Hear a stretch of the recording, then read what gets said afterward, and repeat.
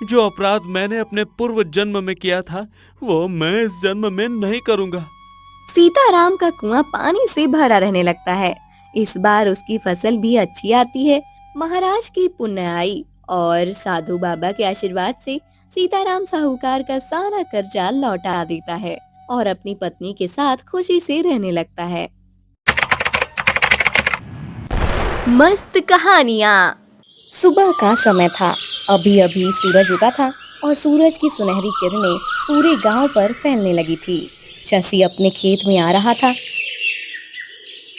इस बार उसकी फसल बहुत अच्छी आई थी। उसका हरा भरा खेत लहलहा रहा था। रास्ते में उसे उसका पड़ोसी माधव मिलता है।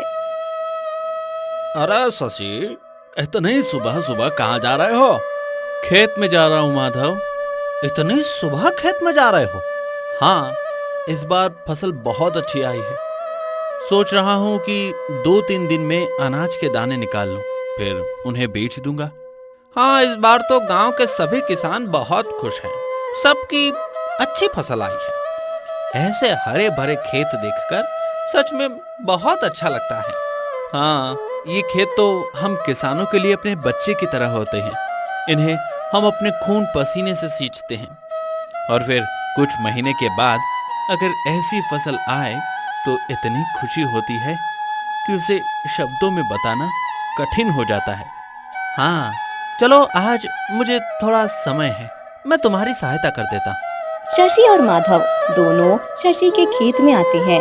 शशि सामने देखता है और उसका प्रसन्न चेहरा एकदम उतर जाता है। अरे अरे ये क्या है सब? हे भगवान, ये सब क्या हो गया? भागो भागो यहाँ से। शशि के खेत में अचानक बहुत सारे कौवे आकर उसके अनाज के दाने खा रहे थे।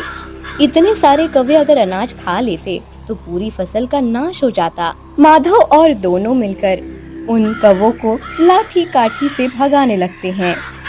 माधव, जरा संभल कर, लाठी कहीं फसल पर न गिरे, सारे दाने नीचे गिर जाएंगे। हाँ शशि, पर इन कौवों का कुछ करना तो पड़ेगा। ये भी भाग जाएंगे पर थोड़ी देर बाद फिर वापस आ जाएंगे। हाँ, तुम सही कह रहे हो। मैं काम करता हूँ, घर जाकर एक जाल लेकर आता हूँ। उस जाल को यहाँ रखता हूँ, फिर कौवे फसल खाने आएंगे और इस जाल में फंस जाएंगे। हाँ हाँ, तुम जाओ, मैं रुकता हूँ यहाँ कौवों पर नजर रखने के लिए।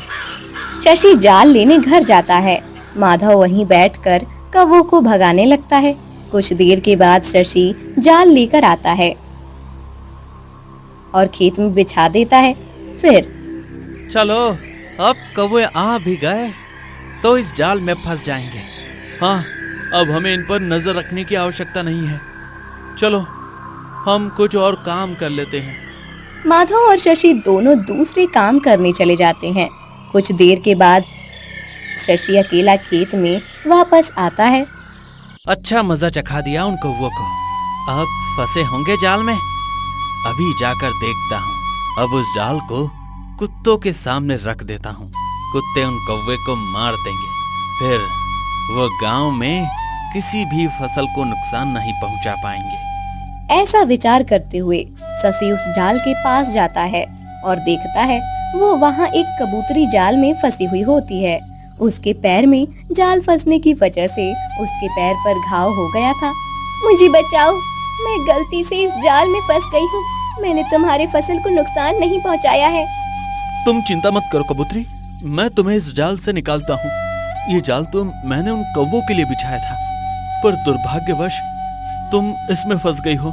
रुको, मैं अभी तुम्हें मुक्त करता हूँ। शशि उस कबूतर को जाल से छुड़ाता है। वो उसे घर ले जाता है और उसके घाव पर लेप लगाता है।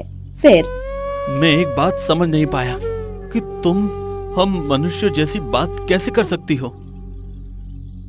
ठीक है, तुम अब ये चावल के दाने खा लो, मैं खेत में जाकर काम करता हूँ।